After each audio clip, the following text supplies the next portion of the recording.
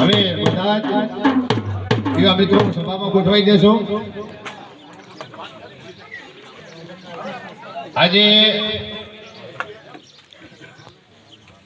2026ની સામાન્ય સૌરાષ્ટ્રની ચૂંટણીના માધ્યમને આપણે તાલુકા પંચાયત કુવાતા ગોલવી ગોલવા ની આજે જાહેર સભા અહીંયા કુવાતા મુકામે કુવાતાની આપ સૌ 18 આલમના અગ્રણી વડીલો યુવાન મિત્રો અને દોસ્તો અહીંયા ઉપસ્થિત છો ત્યારે આપ સૌને કોંગ્રેસ પાર્ટી વતીમાં ખૂબ દિલથી આવકારું છું. આપણા લોક લાડીલા ધારાસભ્ય એવા શ્રી ભક્ત શિવાબા ભુરિયા સાહેબ, સાથે સાથે આપણે પારડી જે તાલુકા પંચાયત લડે છે એવા મફતસિંહ વાઘેલા, એમની સાથે આપણે વાતમભાઈ જબરસિંહ વાઘેલા, આપણા કોંગ્રેસ પાર્ટીના પ્રમુખ યુવા ઉમેદભાઈ કરશનજીબા, ગોદાબા, પોનાબા, ભાઈ પોનાભાઈ, ભગાભાઈ, તમામ આમ તો નામ લઈ શકો છો પણ સમયના અભાવે આપ સૌ જ્યારે 2005માં જબરસિંહબા મને કોંગ્રેસ પાર્ટીએ ટિકિટ આપી હતી અને અહીંથી આ અમારું આખું ગામ હું છેલ્લી ઘડી ઉપર ટિકિટ લઈ સ્વીકારી હતી. કોઈને પણ આમ વાત કરવા કે કેવા પણ નતો જો. અરે એ દિવસે 2005માં ફક્ત ને ફક્ત 105 મત ભાજપને આપ્યા હતા.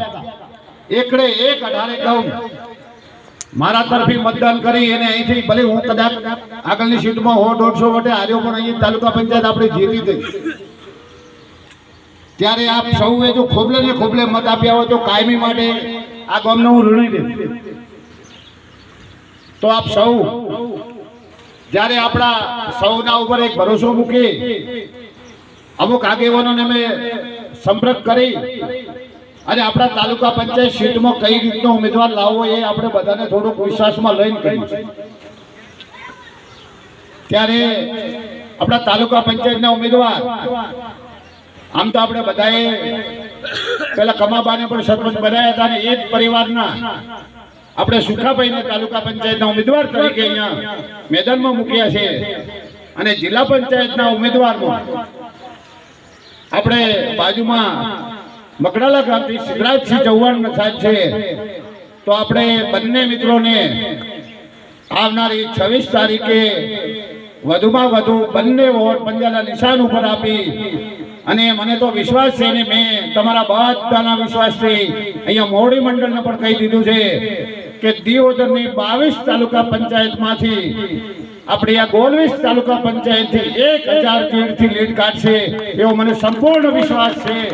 એવો સંપૂર્ણ વિશ્વાસ છે અને આપ સૌનો સાથ સહકારથી મને પૂર્ણ વિશ્વાસ છે કે આ સીટ 22 માંથી ક્યારે પણ પાછી નહીં રહે અને સૌથી વધારે મોખરે જશે. હવે મારી વાત વધારે ન કરતા હું જબરસિંહ બાબુને વિનંતી કરું કે તેઓ 2 શબ્દ કહેશે.